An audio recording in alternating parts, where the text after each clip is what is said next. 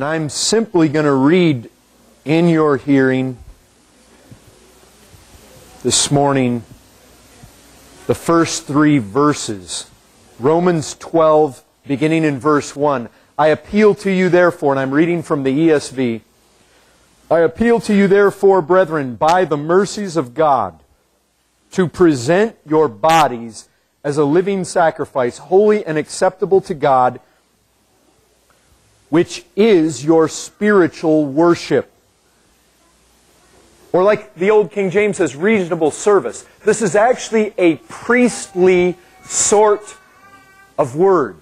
This is, the priests had a service that they did. They had a work they did. This is the idea. That's why there's variations in the translation here. Do not be conformed to this world. There is an and there. There is a conjunction in the original. And do not be conformed to this world, but be transformed by the renewal of your mind, that by testing you may discern what is the will of God, what is good and acceptable and perfect. For by the grace given to me, I say to everyone among you, not to think of himself more highly than he ought to think, but to think with sober judgment, each according to the measure of faith that God has assigned. Now, just very briefly, let me show you something. If you write in your Bible, you don't have to write this, but it's worth writing. I write in mine. Some of you have seen it. I mean, it gets ridiculous in some places. You almost need a new Bible just to go back and start from scratch to realize what's going on. But in Romans 12:1 and Romans 12:2, you have a key connecting word. You know what it is? It's the only major word that's repeated in both verses 1 and verses 2. It's the word acceptable. Now let me tell you something.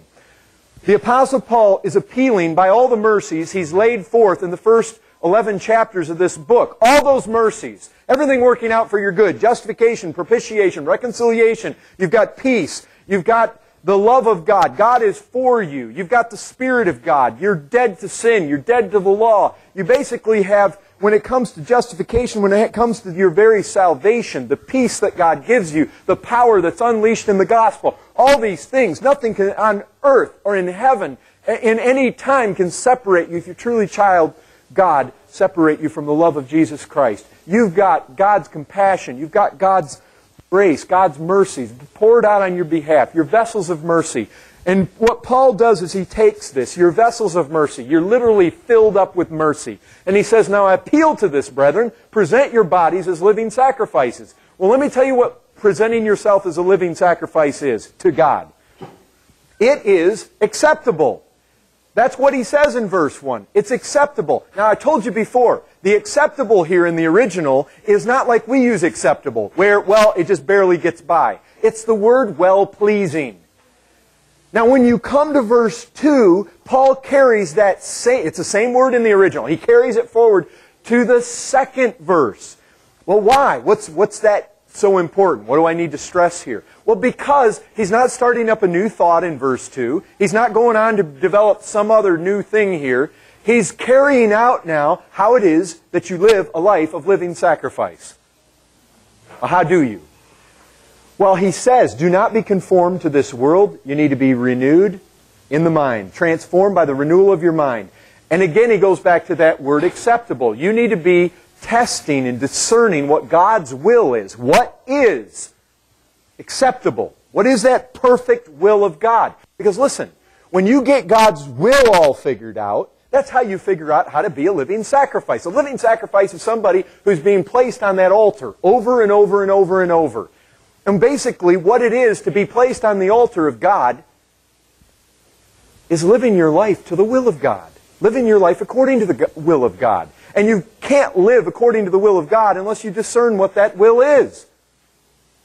And so he says, don't be conformed to the world. Because the world's got all sorts of mindsets. And if you're thinking like the world, you're not going to be doing the will of God. And we talked about many of the mindsets of the world, and they're many. But they have all sorts of ways of thinking that tend to impact you and me. And he says, don't think like that, but be transformed by the renewal of your mind. And what I did, I spent some time looking at 2 Corinthians 3:18, because Paul more fully develops the theology of transformation over there, and he tells us that basically, beholding the glory of the Lord, we become transformed degree by degree into that same image. And what I was emphasizing there is, look, the way you're transformed by the renewal of your mind is to set your gaze upon Christ. It's faith, folks, that we actually see this transformational process take place in our life. Okay, now I'm going to jump to verse 3. Look, you know what Paul did in verse 2? He was general. Don't be conformed to the world, generally. Rather, be transformed by the renewal of your mind. I mean, he's giving some overarching principles, but you know, in verse 3, he isolates this. He becomes more specific. Notice what he says there. By the grace given to me, I say to everyone among you not to think of himself more highly than he ought to think. Before he said you need to be renewed by you need to be transformed by the renewal of your mind. And here he tells us very specifically some things that he wants going on in your mind. Brethren, I'm going to just really tag on some things that Matt said in the Sunday school. Look, there is nothing that happens in this church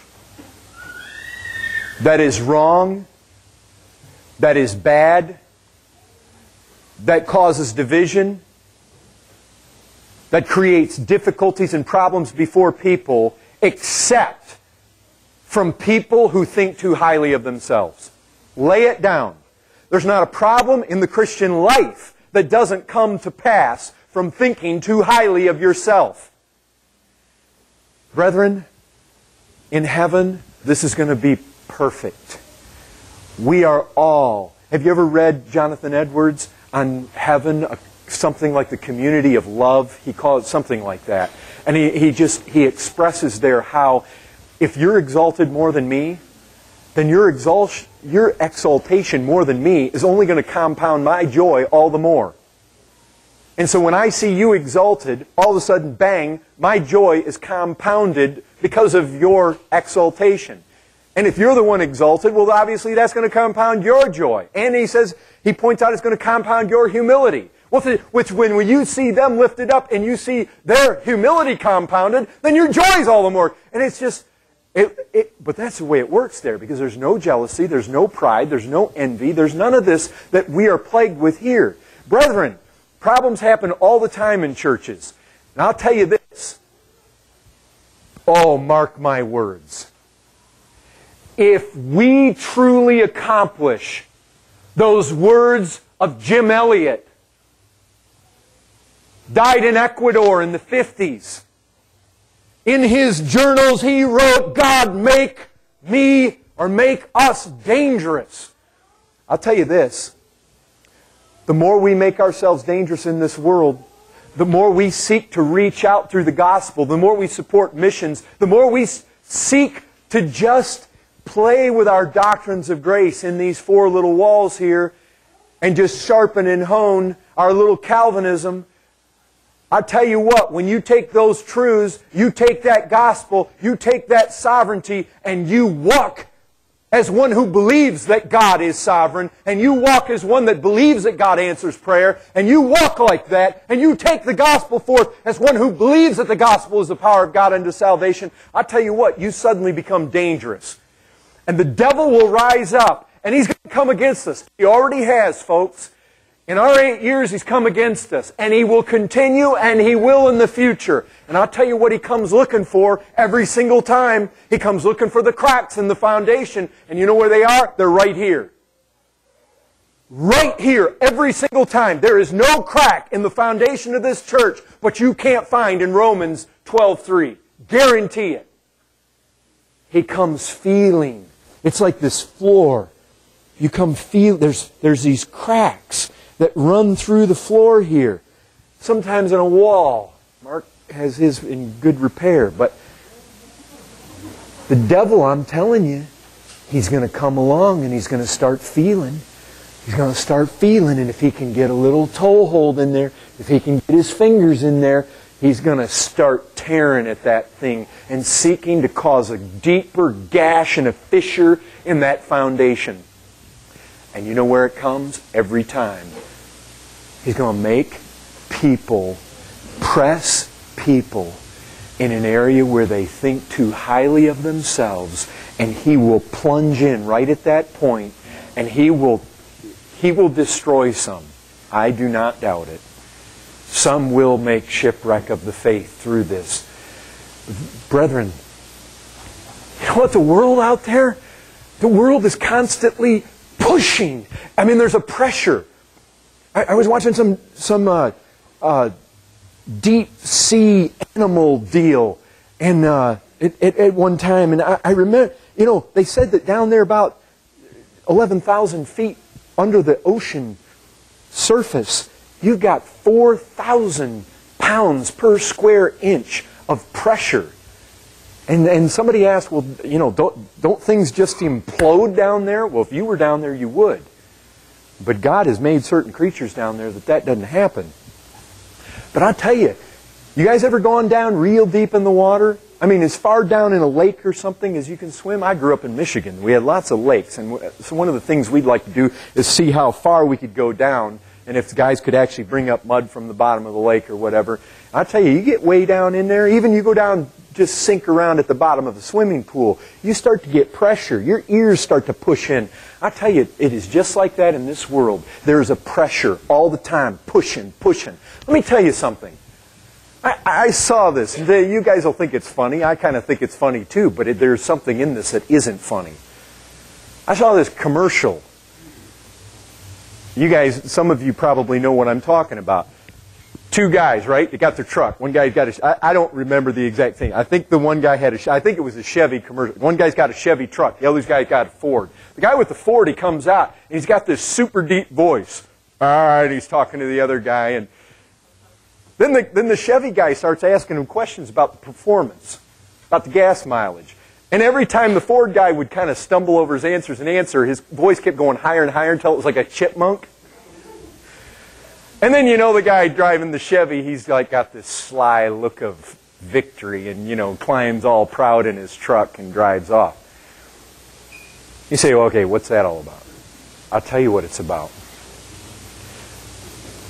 This world's advertising is aimed at making you want to feel superior.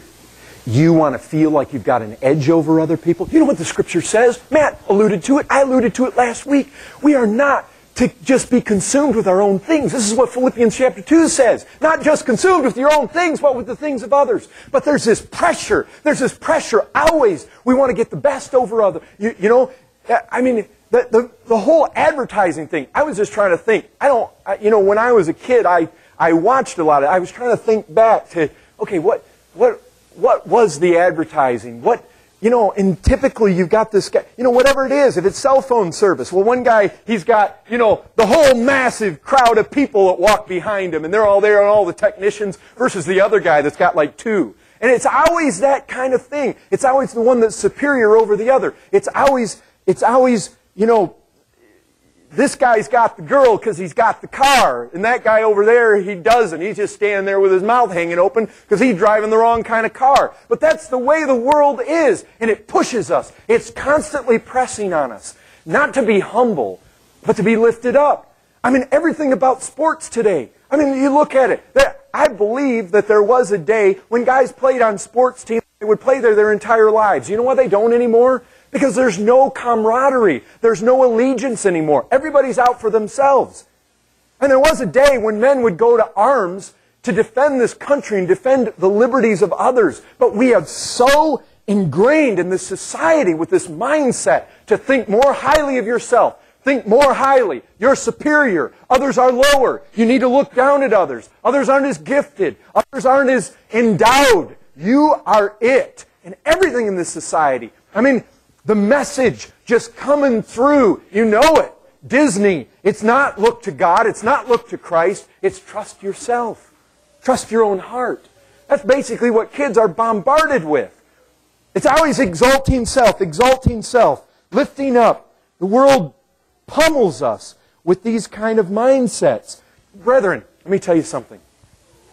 You're never going to be a living sacrifice with that kind of mindset. Never. And that's what Paul's calling us to. We've got to lay aside these high, these exalted. And brethren, you know one thing that makes this so hard to talk about is because what we're really talking about is pride. But you know the problem with pride? The problem with pride is it's got high and lofty views of self. But when you've got a high and lofty view of self, when I start talking about a message like this, you immediately don't think it applies to you. You think it applies to somebody else. And one of the things about pride is it's blind. And of course you see why it's blind, right? Because the high opinion you have of yourself that is too high, you don't realize is too high for the very reason that you've got an opinion of yourself. And so it is one of the most difficult sins to find out. And yet it lies at the root of every single sin. It really is. This self-exalting spirit. Amy Carmichael said, those who think too much of themselves don't think enough. And of course you got to know Spurgeon had something to say about it. He said, when we think worse and worse of ourselves, we're getting nearer and nearer the truth. You know what pride is? It's a lie. Now listen to how Paul says it. He says, don't think of yourselves more highly than you ought. You see what he's referring to here? There is a way that you ought to think about yourselves. And don't think about yourselves more highly than how you ought. In other words, you need to think about yourself according to truth. Not according to the wiles of your imagination, but according to truth. I'll tell you this, if Satan creeps in all of us we're thinking about ourselves according to truth, you know what? He doesn't have much of a toehold here. Where he's going to get us is when we begin to think with very lofty views of ourselves, because that's where pride will kick in. You've been wronged. How dare them? I got a grudge against. I have a right to be angry. I have a right to be bitter. I have a right to be jealous. They got something I want. Satan comes along and he says, you do have a right to it. That's what the world's saying. The world says it. Go ahead, splurge. Why? You deserve it. You see, you got this mindset, the world's just coming at you, you deserve it. Brethren, let's get real practical. You want some dead giveaways? Dead giveaways. You're thinking too highly of yourselves. All right. Let's get in a little group. Got 4 of us. We're standing there and, you know, there's some conversation going. But you walk away from the conversation. You know what one guy consumed about 99%. He doesn't hardly give anybody else any place to talk at all. You know what the Scriptures say about the person who talks too much? What is it? The old King James says, in the multitude of words, there wanteth not sin. I'll tell you, somebody who talks all the time, they won't keep their mouth shut and they won't listen. I'll tell you what, the Bible talks about the fool. The fool's lips are always blah, blah, blah, and the wise man does a whole lot of listening. The fool is constantly shooting the mouth off. You know why? Because they think themselves important. They think that what they have to say is important and what other people have to say isn't. And you know, I'll tell you very closely to this is the person that's always giving their opinion who is an ass. Oh, folks, if that's you, and look, hey, I don't artistically design these sermons so that they don't hit me.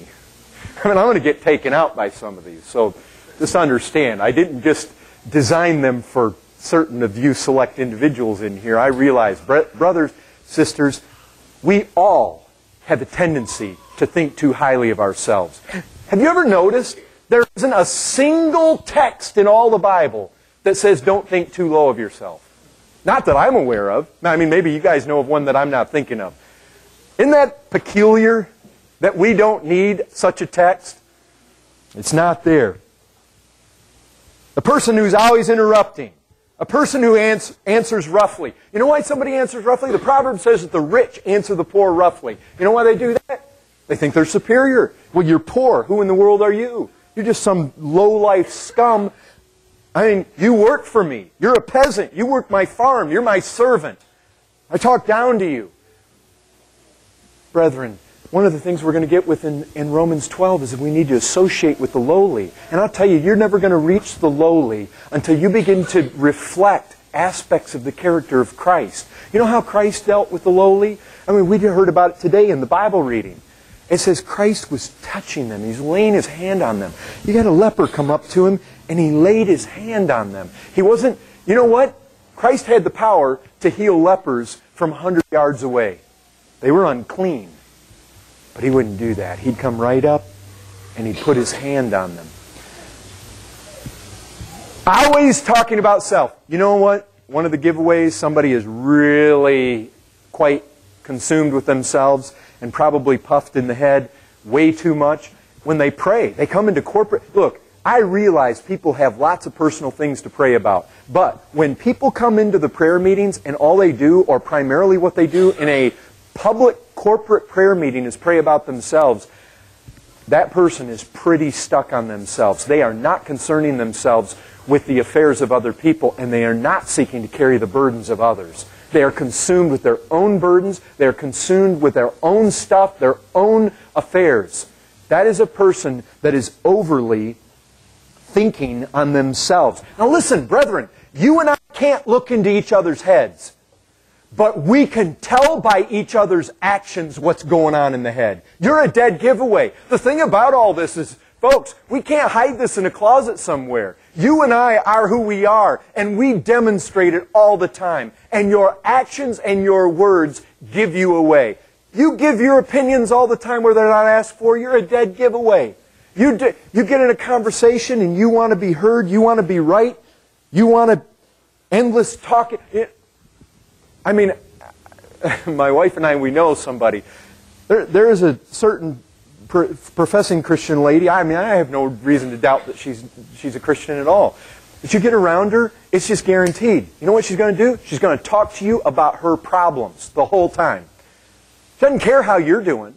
You walk up, don't dare ask her how she's doing, because it's not, you know how some of us have a problem with, well, maybe I wasn't totally honest. You know, we say, well, we're doing pretty good, or yeah, we're doing all right, we're doing good. And then we walk away and we think, well, maybe we weren't doing so good.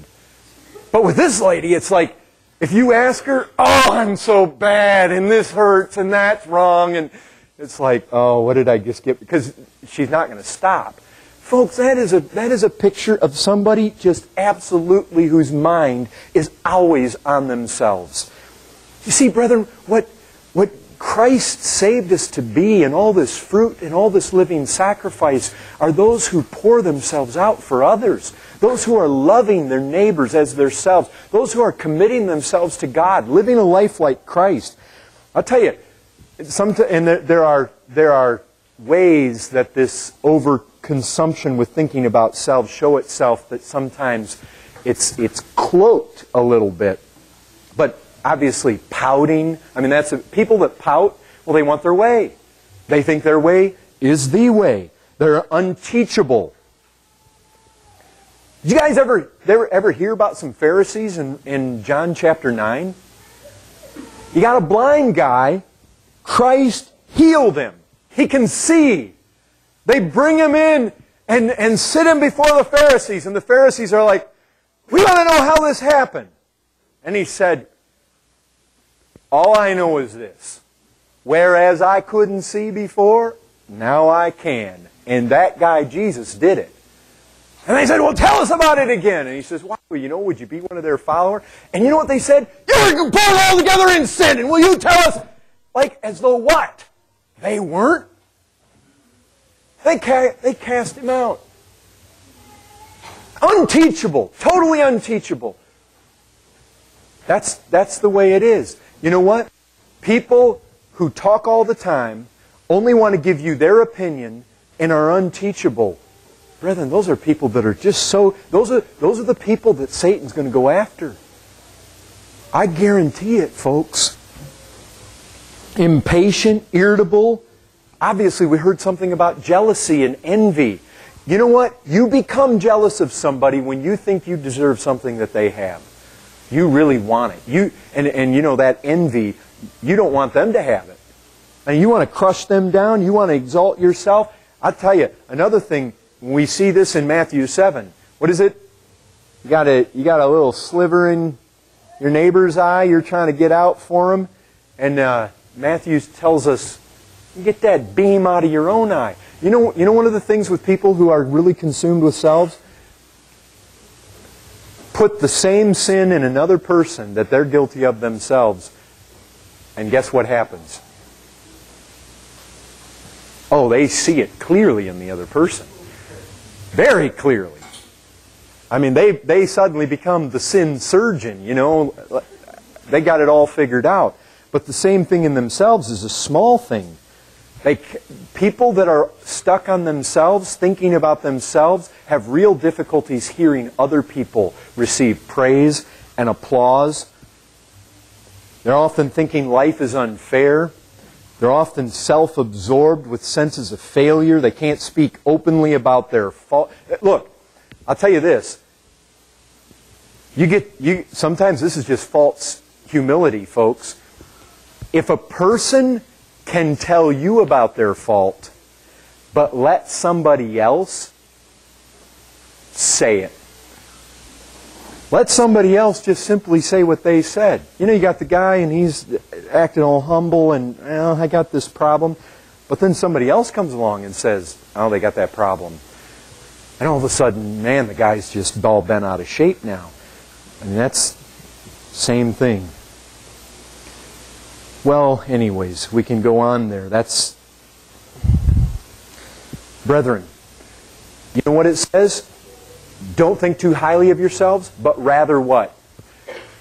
Think of yourself with sober judgment. Well, just in the English, you know what that?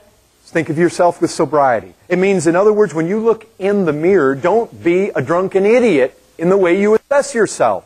That's how it comes. I mean, that's obviously the opposite of sober is drunk. Don't be drunk. But here's the thing. In the original, the word carries the idea of sanity. It carries the idea of mental health. It carries the idea of being ones in their right mind. You know what the opposite is? The Freeburg Lexicon says that the opposite of this word used here in 12:3 is insanity. In other words, when you think too highly of yourselves, you are thinking out of your mind. You are insane. That's really what's being said. And Paul says, do not be insane when you think of yourselves. Now look, how should we think of ourselves?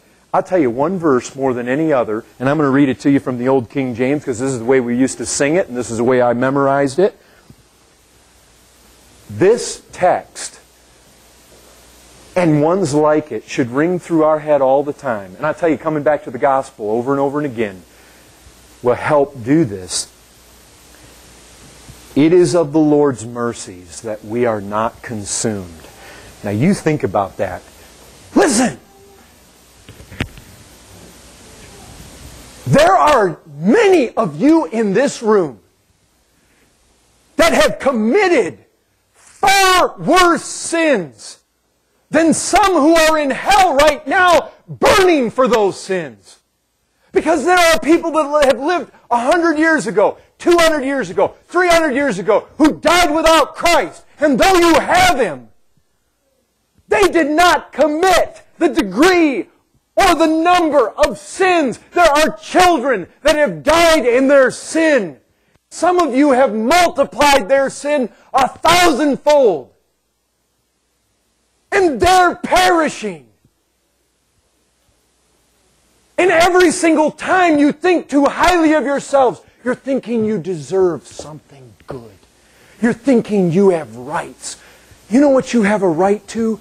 Do you know what you deserve? The only thing that stands between any of us in this room and the pit of hell is mercy. That's it. There's nothing else standing there. Look, Think with me a second. And we lose perspective of it. Oh, well, I'm hurt. Okay. What happened? That sister wronged me and I just can't forgive her. Let me tell you something.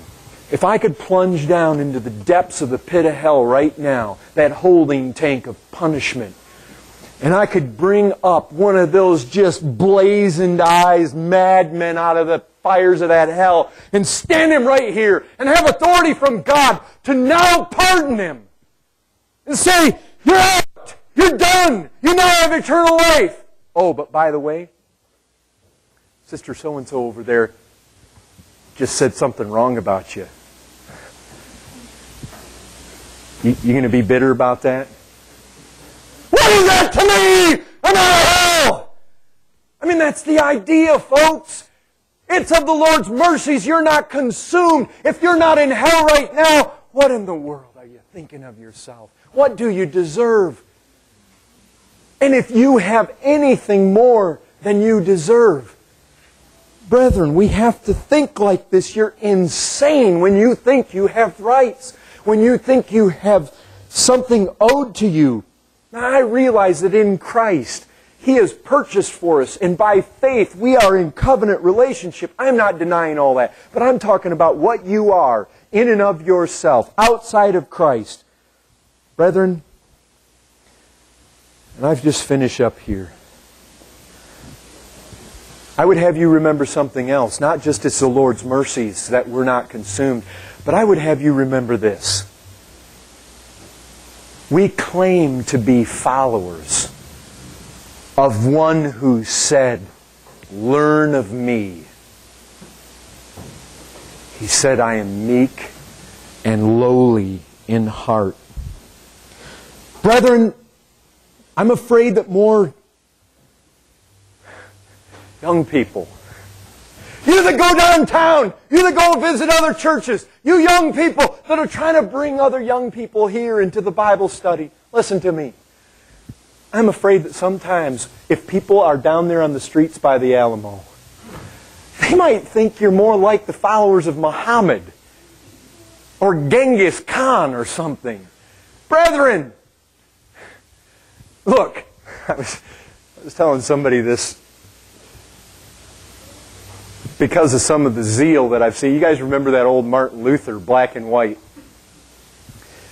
At the end of it, Luther's talking to Melanchthon, and some of their own guys were breaking the windows out, and they come rushing in with like the pitchforks and stuff, and Luther has to quiet them down and stop them. And when they left, he kind of, in a little bit of smile, said to Melanchthon, you know, God save us from our enemies, but God save us from our friends too. Sometimes I feel like that with some of the zeal. I'm thankful for the zeal. But brethren, we are followers of one who said, learn of me, I am meek and lowly. Oh, have zeal.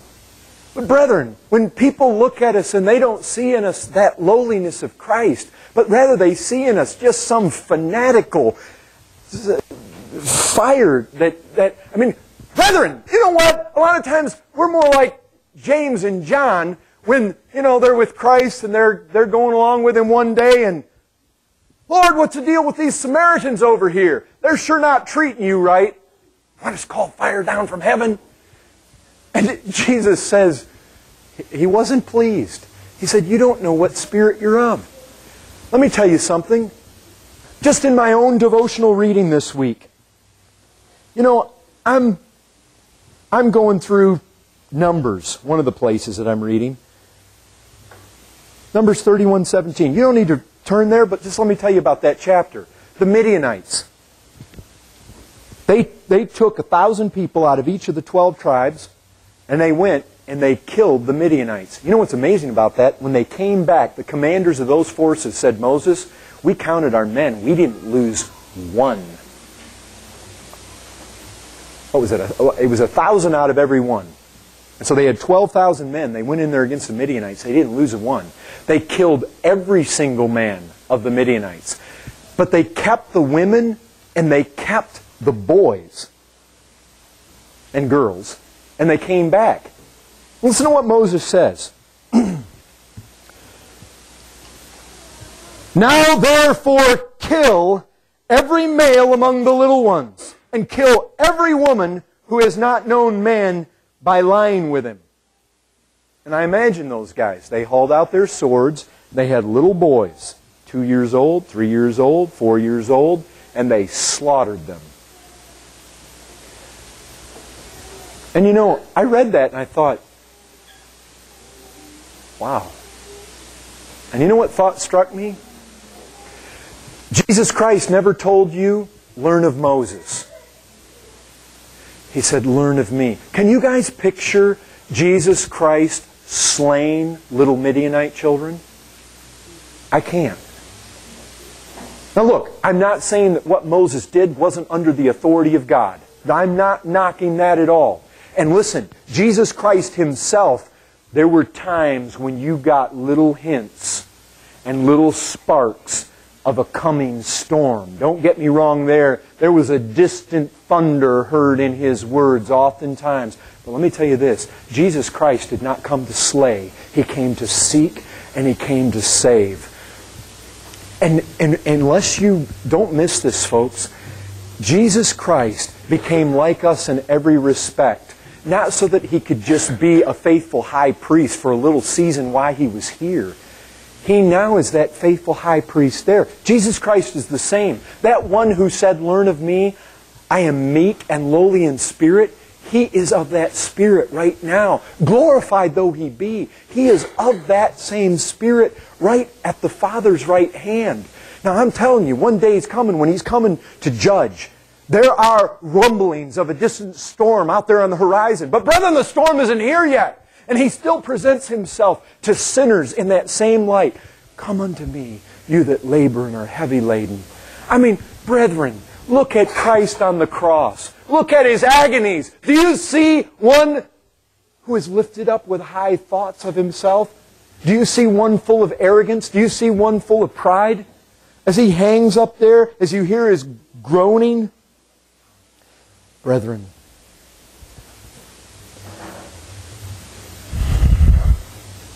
let me tell you about Jesus. He didn't change because He's gone to the Father's right hand. We heard about it today. Mark 9. He looked on a man He full well knew was rejecting Him. The rich young ruler, and it says He loved him. You do with that, with your theology, what you want to do. But that's what the Word says. And I'll tell you this. As He is twisted, and the very bowels of His compassions are twisted within Him, and He comes across those great spires and pinnacles and glorious buildings and the temple there in the midst of it, and looks out over that glamorous, glorious city, that high city where the King once dwelt and where the very temple of God was, Jerusalem itself. And there He is, and He's being twisted on the inside with such emotions. You tell me, what kind of man was He? What kind? Was He a fire breather? Was He like Elijah, called down fire from heaven and then hew all 400? And again, that happened by the authority of God, and I am not knocking that. But what I want you to do is see Christ. He looks out over a city that rejected Him. Did He go up there on the hilltop and call down a curse on them? Brethren, we are called to be followers of that. Not to think more highly of ourselves than we ought. We are to seek to be lowly. Don't think of yourselves more highly than you ought. Think with sober judgment. Learn of me. I am meek and lowly in spirit. He goes up to the top of that city. He doesn't pronounce a curse. You know what He does? He can't hold back the bowels of His compassion, and He weeps. Weeping over those people who very shortly would nail Him, call for His crucifixion, spit on Him. Look, you know what the thing is about Jesus Christ? He has the right to just blaze in here on a white charger and with fire and sword demand your obedience. But He does not. The very force of persuasion with this Christ is through His meekness. His power, His strength is demonstrated in a lowly forbearance, in a meekness, in a tenderness. And listen, He is that way. Even now. He didn't say, "Come unto me, you that labor and are heavy laden, I'll give you rest. Come and learn of me." Well, I'm only going to be like this till I'm out of here, and then all this stuff falls apart. He still beckons to men. Come. If you're visiting today, look, we don't call you to come to Allah. We don't call you to come to Muhammad. We're not going to put any blunt knife to your neck and compel. That's not the way with Christ. We're not like the followers of Muhammad. We don't do it by the sword. We don't do it by a dull knife on the neck. We don't do it by bombs. We're to be the same way. And so often we can be sounding like the sons of thunder, folks. Yes, have zeal. But when we go out there to touch this world, when we go out there to deal with the errors of this world and the wrong ways of this world, we have been called to be an imitator of this one. We have been called to be followers of this Christ. Brethren, hear me. Don't think more highly of yourselves than you ought to think. Learn of Christ. He is lowly in spirit. Frequently come near the cross. Look at His dying love. I guarantee you, if God will give you ears to hear those groans and to see that love, you will not look up in the face of that Christ on that cross and think to me, how haughty, how arrogant, how lifted up, how proud. You will see one hanging there who says, "Father, forgive them, for they know not what they do." Total meekness. And He is still of the same heart, and He is still of the same mind. And I'll tell you what, when He looked out over that city and He wept over it, His bowels of compassion have not changed today. Sometimes we think of Him lifted up, high, glorious, and He is. And at the right hand of God. And we think of Him now with in such a light that sometimes we miss these compassions, this gentleness, this lowliness is still integral in Him. Son of man, yes, He became like us in every respect. In fact, humbled Himself and will continue in a certain lowly fashion to bear humanity through eternity, even humanity with wounds in it. You look at Him up there on the cross. You look at expressions of that dying love. Do you see a son of thunder dying there? Is that what would come to your mind? You feel Him to be one who would cut down children and slice them to pieces as He dies there? Now look, God is a God of judgment and He's a God of wrath, but He didn't send His Son in the world to kill and to mutilate and to maul and to slay. He sent Him into this world to seek and save sinners. And that is the way He expresses Himself. Unparalleled agonies. He's dying like a slave, like the worst of criminals. Look at Him there. And He hung there between heaven and earth, naked, full of shame. Is He proud? Is He arrogant? Is He high? Is He haughty? Do those standing on and watch, that centurion as he looks, does he say, "Oh man, this was a son of Elijah, this was a son of Moses, this was a son of thunder, and this guy is just fueled with fury and fire"? And that's not what they saw. Brethren, learn of Him. You're dismissed.